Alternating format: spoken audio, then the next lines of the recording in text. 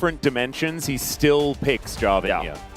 That makes some sense. As we have the Lovers Duo for the bottom side of the map, Ruler and Duro on the Xayah Rakan into the Lucian Melio. I don't like it. I think you just kind of get slapped around, but we have seen a little bit of a pass on a potential steal. Doesn't have level 6. Yeah, that is not going to be the steal from Canyon. He's going to have to safeguard his way out. Does do so. But that's the kind of steal I'm talking about. Not only in Korea, but in the world. So you give Pays Lucian, you walk out 300 Wait, gold. someone might die. Okay, Keen's just going to flash, but Ono Ono with flash. the flash follow. That's incredibly slick. Keen does manage to buffer the CC from the ultimate. Carrier comes on over, gets himself an assist, and that is Ono that picks up first blood. Lose a lot. There are 3 grubs on Gen.G right now. And so if Doran is teleporting down Keen without his teleport, he will be able to get a lot of work done towards this turret. Is Double Dragon worth it? That is the question. Faker can't get access right now, so they also have a great ward. It's about to time out to spot his approach. Yeah, Winds of War come on over. Carrier not able to find the fire kick as Faker, I think, going to have to move back towards this wave. Chovy is going to be able to push that one in. And the Dragon is kind of forgotten for the moment. Both teams jockeying for position. Ruler going to be catching this wave, and that might give T1 the tempo in order to be able to go for this. As in goes Ona. Grand Entrance is going to be used by Duro to get himself out of there, as Chovy is going to be the target. Shockwave comes down on top of him to interrupt the heroic entrance, and out he will go. All right, well, it's an ult for ult there, but the second one is the better one. Faker locks him in place. That was and down such he goes. Range ultimate from Chovy. I think he just, I think maybe realized he's in a really rough spot, likely dead, and just wanted to at least get something. Maybe Faker will ult this, and I will get at least wanted to join, but they can't really get access, so it's going to get a bunch of damage done. Now Doran is the target. All right. Doran taking a lot of damage here. Quickness comes down. There's the charm. Grand Entrance there as well. Good Q is going to connect there from Canyon, and Duro is tanking up the turret. They should be able to get out too. Pays and Carrier coming over. All right, Q going to land there from Canyon. Remember, doesn't have the kick. Grand Entrance comes down. It's a lot of damage, but onto Canyon first. They focus him down. Keen is here. Owner's flagging and dragging away, and will be able to help lock down at the remaining kills here in this fight. Pays tanking up this turret a little bit too much as Keen very low, but this is not all that diveable even with 3 people. No flash, no ult. I don't think he can get a punish here. Pays wants this. He will have his shield back up again, and he's dashing around, just knocks out Pays. We knew it. We saw it. Got the heals from Carrier, and I think thought he had enough health to survive. We'll now see Keen, Doran TP down to try to catch Keen, and Keen... He's going to try and teleport away, but it's not going to work. He just gets flash nod, this is a down he will go. It's a silly set of plays. Yeah, there's been a fair few things where it's like, aha, they will not be able to cancel this, and then it just gets canceled, and then they die. That one makes a little bit more sense, was out of vision there, and sort of went for it. And the attempted teleport doesn't pay off, but it's worth a shot. Well, at the end of the day, as the dust settles, even though Pays died and for a fairly silly reason, they have so much control. They're pushing the mid turret. This Lucian has 2 items. They have Soul Point coming up here in 90 seconds. I don't think Gen.G are anywhere near a position to contest. Whoa, 2-man Shockwave does come down here as Ruler pretty late on the Featherstorm will eat the damage and then go up into the air, putting that on cooldown. Doran in the bottom lane also grabbing first turret blood. Yeah, they lose the race for first turret, and T1 are also getting a majority of these plates here. This is a cannon wave. Ruler solo on health. Shelly, yeah, exactly. That's looking like what they want to go for here.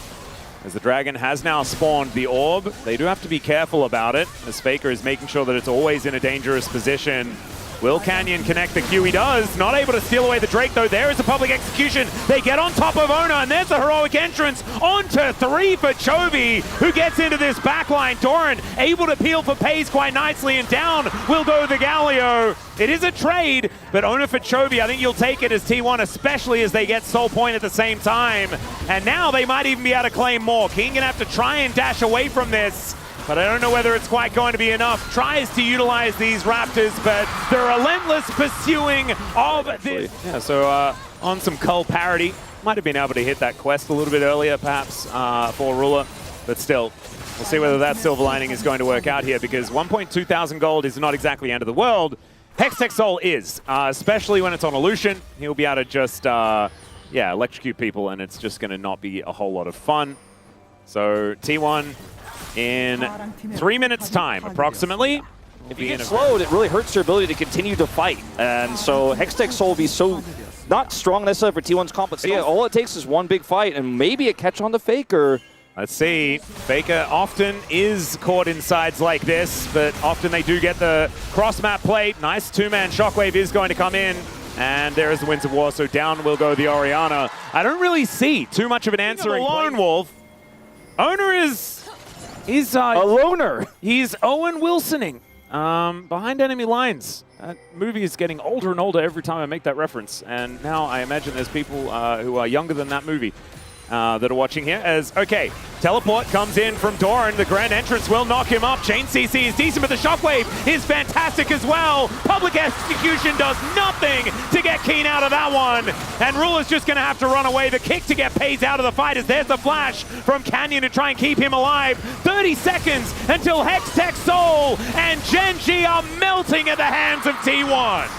Very easy cleanup here for T1. Gen.G now on the back foot. Dragon spawns in 20 seconds. Chovy does not have teleport. Keen will have entrance, but like, and yeah, he does, but if T1 just goes straight to the Dragon and do it on spawn here, I mean, they might not even group for it. They could just have Owner solo it while they get more damage on this turret. There isn't a fight. There isn't anywhere to go to join. It is just checkmate on Hextech Soul at 23 minutes into the game. It's going to be around like 23-20 or 23-30. They're going to look for a TP flank here. This is crazy by Gen.G. See, maybe it's just so crazy it could work.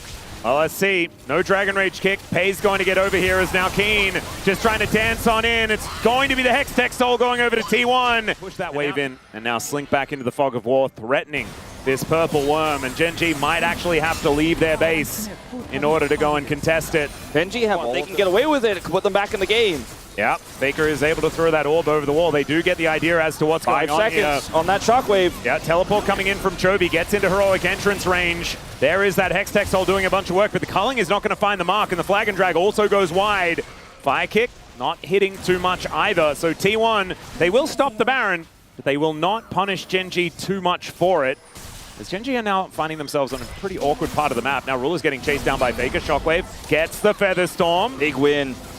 Trade of ultis, but I think you're very happy as T1 to have that layer of safety removed from the Xayah. They've got so much control over these choke points as well as the slows to play through.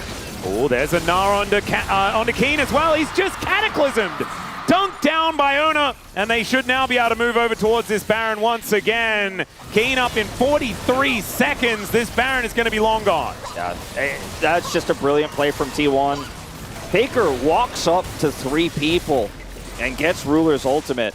It looks like a low-value Shockwave if you just watch that small instance, but when you look at the grander picture of the Hextech Soul, the lack of vision for Gen.G, the fact that they have to retreat into these choke points, there's no... Ban Faker's Orianna, like, you won't look silly, you know? Because that is the most important thing to do against T1. I thought that Gen.G might have a plan, and as it turns out, they didn't. Keen's going to get Shockwaved here. He went to try and find his ultimate, but Ambessa can't really do that very much anymore. As Canyon's going to get locked down. There's the kickback onto Ona, but it's only to get them out with relative safety. Justice Punch is a great answer here, but Chovy's response is death, as Pays is going to lock down that kill. And T1 should be just cruising towards the Nexus here to pick up their first win of this best of 3. Gen.G going for a last-ditch attempt here, but without Chovy, it's so difficult to defend against T1. A game that only really had that one blemish of Faker's getting picked in the top lane, otherwise just domination here. Yeah, and Ruler going to be taken down here. Featherstorm not even able to be used. Great chain CC out of T1. They shut Gen.G out of this from minute 1, it felt like. And with one Baron, they'll destroy the Gen.G Nexus and see whether they can pick up their first victory here on Gen.G home turf.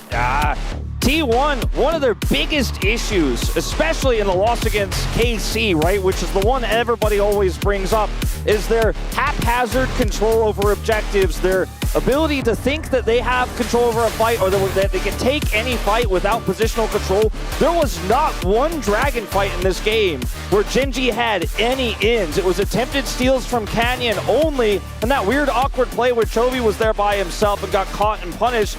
On the third Dragon, they fully sent it, and T1 won the game in that moment. Again, on Baron, very decisive, Safe build from Faker. He got caught in the side lane once, but his Rocket Belt saved him against that final engage there on the bottom lane. T1 left nothing to chance. Very defensive, very oppressive playstyle here in this first game. A big departure, I think, of what we've seen from a lot of T1.